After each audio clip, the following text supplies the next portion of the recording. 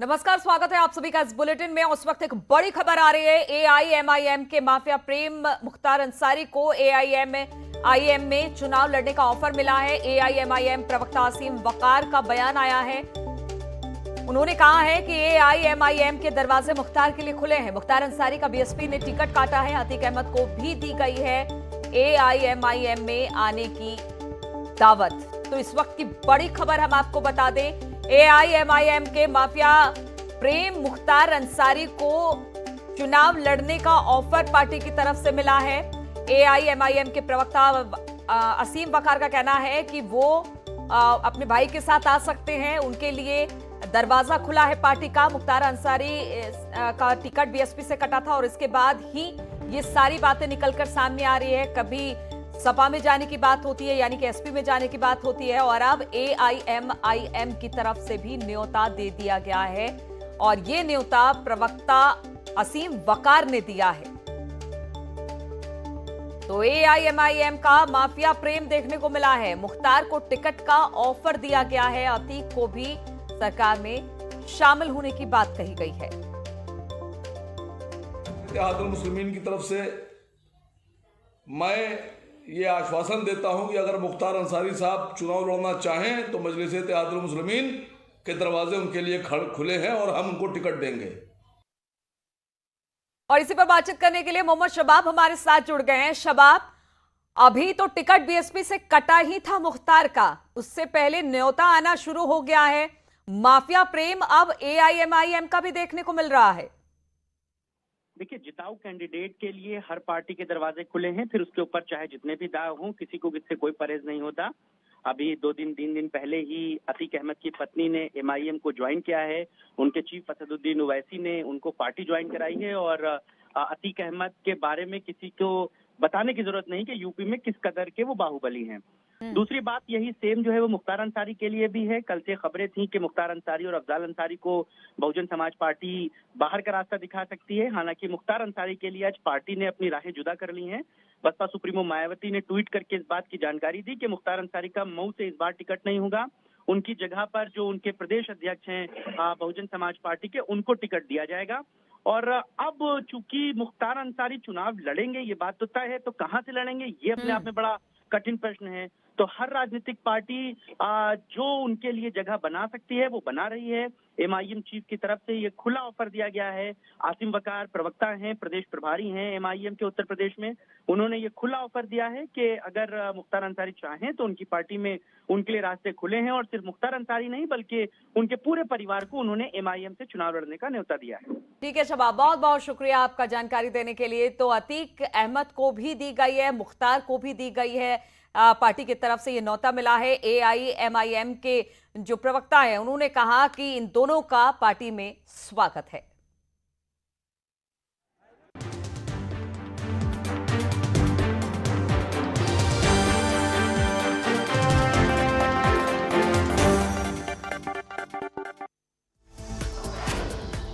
गणेश चतुर्थी आज सुबह से भक्त मंदिरों में गजानन महाराज की कर रहे हैं पूजा अर्चना। आज घर घर विराजेंगे गणपति बप्पा। पूरे देश में मनाई जा रही है गणेश चतुर्थी। सीएम धामी ने देश और प्रदेशवासियों को दी शुभकामनाएं। सभी के सुख समृद्धि और खुशहाली की कामना। प्रयागराज में आस्था और विश्वास के साथ मनाया जा रहा है गणेश चतुर्थी का पर्व। गजानन गणेश पूजा पंडालों में हो गए विराजमान। 10 दिनों तक हर रोज पूजा पंडालों में गणपति को मोदक का भोग लगेगा। विजन 2022 को लेकर लखनऊ में प्रियंका गांधी का मंथन दौरा। कांग्रेस पदाधिकारियों के साथ बैठकों का दौर जारी। आज हरिद्वार और रुड़की दौरे पर सीएम धामी पतंजलि योगपीठ में किया पौधारोपण। कहा उत्तराखंड को बनाएंगे सांस्कृतिक प्रदेश। स्वामी रामदेव ने धामी को बताया योद्धा। केंद्र सरकार की तरफ से घोषित नेशनल इंस्टीट्यूशनल रैंकिंग फ्रेमवर्क में उत्तर प्रदेश के 4 चिकित्सा संस्थानों को मिला शीर्ष 15वें स्थान। सूची में एसजीपीजीआई लखनऊ 5वें, बीएचयू 7वें स्थान पर। आजम खान के ड्रीम प्रोजेक्ट जौहर यूनिवर्सिटी के 70 हेक्टेयर जमीन पर उत्तर प्रदेश सरकार ने बड़ी कार्रवाई की है। प्रशासन ने यूनिवर्सिटी के गेट पर कब्जे और दखलनामे का नोटिस चस्पा कर दिया है। जौहर यूनिवर्सिटी की जमीन जब्त किए जाने के मसले पर कानून मंत्री ब्रजेश पाठक ने आजम खान पर नियमों के उल्लंघन का आरोप लगाया। बोले आजम खान ने एक निजी फायदे के लिए यूनिवर्सिटी की जमीन का इस्तेमाल किया। आजमगढ़ में मुख्तार के शूटर अनुज कनौजिया का घर होगा समीतोष। 50,000 का इनामी अनुज कनौजिया तालाब को पाटकर बनाया है घर। डबल पासपोर्ट मामले में अब्दुल्ला आजम के खिलाफ चार्जशीट दाखिल। एमपी एमएलए स्पेशल कोर्ट में आज शिकायतकर्ता की होगी गवाही। 1.5 साल से जेल में बंद है अब्दुल्ला आजम। माफिया छवि के उम्मीदवारों से बीएसपी ने बनाई दूरी। मऊ से मुख्तार अंसारी का टिकट कटा। बीएसपी के उत्तर प्रदेश अध्यक्ष भीमराज भरोगे मऊ से उम्मीदवार। केंद्रीय गृह राज्य मंत्री अजय मिश्रा ने मुख्तार के मसले पर मायावती पर साधा निशाना। उन्होंने पूछा कि क्या मायावती को पहले नहीं पता था कि मुख्तार अंसारी अपराधी है और उनके बड़े भाई भी बीएसपी से सांसद हैं। चुनावों से पहले ट्विटर वॉर सीएम योगी ने कल एक ट्वीट कर लिखा कि हम जीवन में कितने दिन जी रहे हैं ये महत्वपूर्ण नहीं, हमने कैसा जीवन जिया ये महत्वपूर्ण होता है। सपा प्रमुख और पूर्व सीएम अखिलेश यादव ने भी ट्वीट किया। लिखा महत्वपूर्ण ये नहीं कि हमने कैसा जीवन जिया, महत्वपूर्ण ये कि हमारी वजह से लोगों ने कैसा जीवन जिया। भाजपा ने लोगों का जीवन दूभर कर दिया है। उत्तर प्रदेश में कल से बीजेपी बूथ विजय अभियान की होगी शुरुआत। शाम 4 बजे बीजेपी अध्यक्ष जेपी नड्डा प्रदेश के 27,700 शक्ति केंद्रों से जाएंगे और अन्य शक्ति केंद्रों के कार्यकर्ताओं को वर्चुअल रूप से संबोधित भी करेंगे। गड्ढा मुक्त सड़कों के लिए उत्तर प्रदेश में विशेष अभियान। 20 सितंबर से 20 नवंबर तक चलेगा अभियान। सीएम योगी ने अधिकारियों को दिए निर्देश। बोले सड़कों की क्वालिटी से समझौता नहीं। डीएमएसपी के साथ बैठक में सीएम योगी ने सख्त तेवर अपनाए। पुलिसकर्मियों की पोस्टिंग में किसी की सिफारिश न मानने के आदेश दिए। दागी पुलिस वालों की भी सूची बनाने के निर्देश। स्मारक घोटाले में बड़ी कार्रवाई। भ्रष्ट अधिकारी कर्मचारियों पर आरोप पत्र। 470 के खिलाफ कोर्ट में आरोप पत्र दाखिल। विजिलेंस जांच के बाद हुआ ये फैसला। अलीगढ़ के बीजेपी कार्यकर्ताओं ने खून से लिखा पत्र। मोदी को खत। अलीगढ़ मुस्लिम यूनिवर्सिटी से जिन्ना की तस्वीर हटवाने की मांग। बाराबंकी में एआईएम चीफ ओवैसी समेत कई अन्य लोगों के खिलाफ केस दर्ज। कोविड गाइडलाइन के उल्लंघन और सांप्रदायिक सौहार्द बिगाड़ने का लगा आरोप। राष्ट्रपति ने राज्यपाल में किया फेरबदल। नए राज्यपालों की नियुक्ति। आरएन रवि बने तमिलनाडु के राज्यपाल। बीएल पुरोहित ने संभाली पंजाब की कमान। Retired lieutenant general Gurmeet Singh बने उत्तराखंड के नए राज्यपाल। 2016 में सेना से हटाए गए थे रिटायर। 3 मामलों की जानकार माने जाते हैं लेफ्टिनेंट जनरल गुरमीत सिंह। बहराइच में राकेश टिकैत के खिलाफ जगह जगह लगे पोस्टर। कांग्रेस से पैसा लेकर आंदोलन करने का लगाया आरोप। गोविंद वल्लभ पंत की जयंती पर सीएम योगी ने किया नमन। लोक भवन में प्रतिमा पर किया माल्यार्पण। कहा उत्तर प्रदेश गोविंद वल्लभ जी की देन। सीएम योगी ने गोविंद वल्लभ पंत की जयंती पर ट्वीट कर श्रद्धांजलि दी। लिखा राष्ट्र हित और उत्तर प्रदेश के विकास के लिए आपके लिए किए गए कार्य हमारे लिए सदैव पथ प्रदर्शक रहेंगे। केंद्रीय मंत्री पीयूष गोयल ने ट्वीट कर गोविंद वल्लभ पंत को किया नमन। देश को आजाद कराने और हिंदी को भारत की राजभाषा बनाने में आपके महत्वपूर्ण योगदान को कभी भुलाया नहीं जा सकता। देश में पिछले 24 घंटे में कोरोना के 34,973 मामले सामने आए। 260 मरीजों की मौत। 37,681 मरीज रिकवर। कानपुर में डेंगू वायरल फीवर से 6 लोगों की मौत। एसएलआर अस्पताल की इमरजेंसी में थी भर्ती। आशा कार्यकर्ता की निजी अस्पताल में मौत। गोरखपुर में बढ़ा संक्रमण का खतरा। जिला अस्पताल के सभी वार्ड फुल। हर रोज बढ़ रही है मरीजों की संख्या। बच्चे सबसे ज्यादा प्रभावित। गोरखपुर में बाढ़ की तबाही से सैकड़ों गांव बाढ़ की चपेट में। सीएम के सख्ती के बाद बांधों पर तेजी के साथ हो रहा काम। वही काम को लेकर लोगों में जबरदस्त नाराजगी। ललितपुर में डेंगू की दस्तक से हड़कंप। एमपी से गांव लौट एक व्यक्ति की जांच में डेंगू की पुष्टि। झांसी मेडिकल कॉलेज में चल रहा है पीड़ित का इलाज। प्रशासन लोगों को कर रहा है जागरूक। देवरिया में बुखार के कहर से जिला अस्पताल में बेड फुल। एक ही बेड पर 3 बच्चों का इलाज चल रहा है। अमेठी में जिला प्रशासन और स्वास्थ्य महकमा अलर्ट। बीमारियों की रोकथाम के लिए चलाया जा रहा अभियान। 606 टीमें डोर टू डोर सर्वे करने में जुटी है। देहरादून में भारी बारिश ने मचाई तबाही। ऋषिकेश बद्रीनाथ हाईवे पर सड़कों पर आया मलबा। बोल्डर दहशत में आएगा। भारी बारिश से देहरादून के कारगी इलाके में गदेरे में बही कार, एक युवक को स्थानीय लोगों ने बचाया। एसडीआरएफ की सर्च ऑपरेशन के बाद दूसरे का शव बरामद किया गया। शाहजहांपुर पुलिस ने मुठभेड़ में 4 शातिर बावरिया गिरोह के बदमाशों को किया गिरफ्तार। पुलिस ने इनके पास से चोरी के 5 लाख के जेवरात, तमंचे और कारतूस बरामद किए। बागपत में पूर्व दर्जा प्राप्त मंत्री और बीजेपी नेता की संदिग्ध हालत में मौत, घर में पड़ा मिला शव, फोन और गाड़ी भी गायब। शामली में पुलिस और बदमाशों के बीच मुठभेड़ के दौरान एक बदमाश के पैर में लगी गोली, 2 अन्य साथी अंधेरे का फायदा उठाकर भागने में कामयाब। घायल बदमाश पर 25,000 रुपए का इनाम घोषित। लखीमपुर खीरी में डबल मर्डर के आरोपी को पुलिस ने मुठभेड़ में किया गिरफ्तार। गिरफ्तारी के दौरान आरोपी ने सिपाही का कान काटा। मोहम्मदी कोतवाली के आंवला जंगल का मामला। कानपुर में गोरखपुर में 1 लाख का इनामी मुठभेड़ में ढेर, पुलिस टीम पर फायरिंग कर भाग रहा बदमाश। हत्या, लूट, फिरौती जैसे अपराधों में केस थे दर्ज।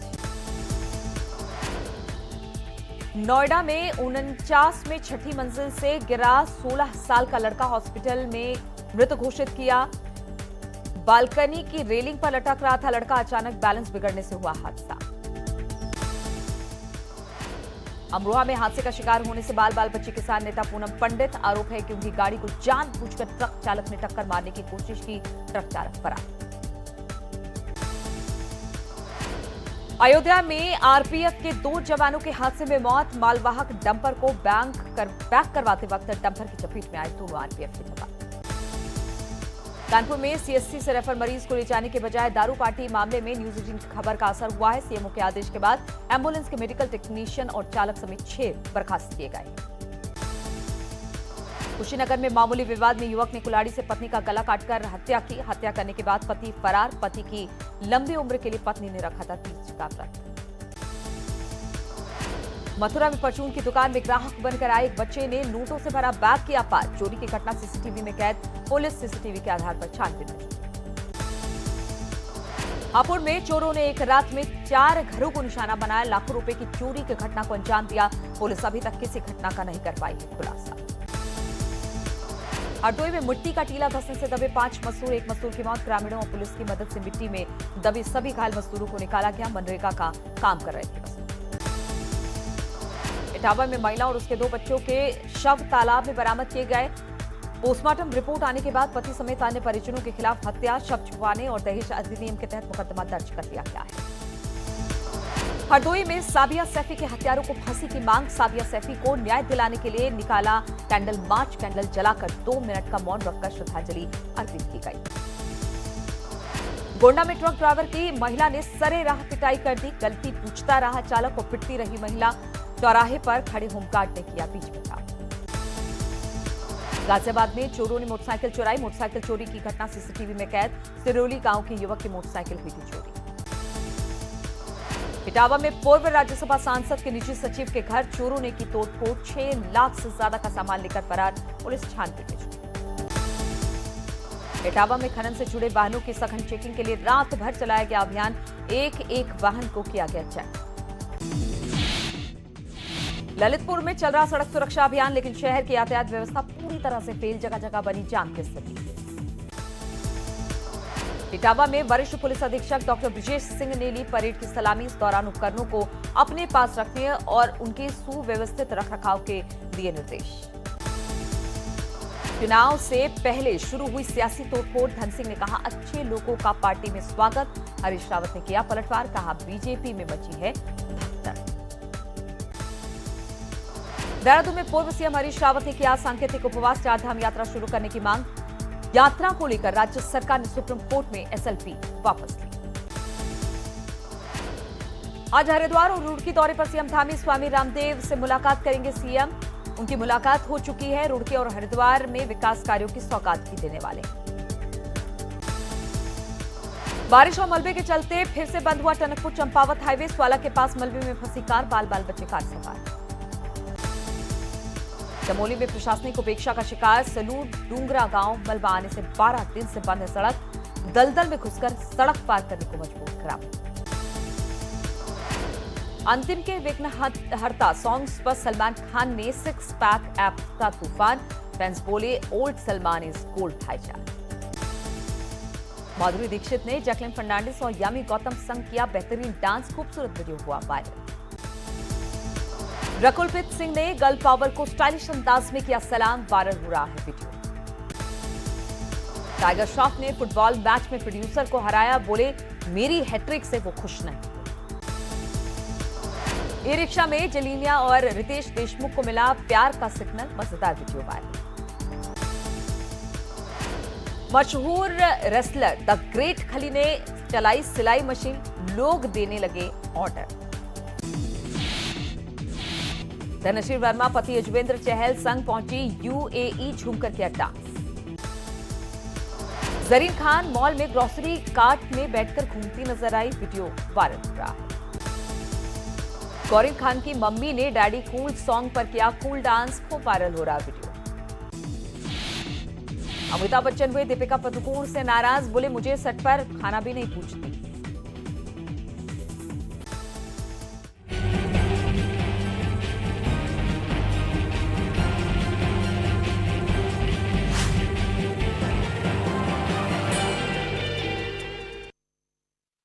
और एक बेहतरीन तस्वीर देखने को मिली है। जी हां, टोक्यो पैरालंपिक में सिल्वर मेडल जीतने वाले प्रवीण कुमार का नोएडा डीएनडी पर जमकर स्वागत हुआ है। इस मौके पर प्रवीण के साथ उनके कोच सतपाल सिंह भी मौजूद रहे। टोक्यो पैरालंपिक में नोएडा में जेवर के रहने वाले प्रवीण कुमार ने मेंस हाई जंप मुकाबले में सिल्वर मेडल अपने नाम किया। प्रवीण कुमार ने कुल 2.07 मीटर की जंप लगाई और वो दूसरे नंबर पर रहे। प्रवीण कुमार ने साल 2019 में ही अंतर्राष्ट्रीय खेलों में अपनी शुरुआत की।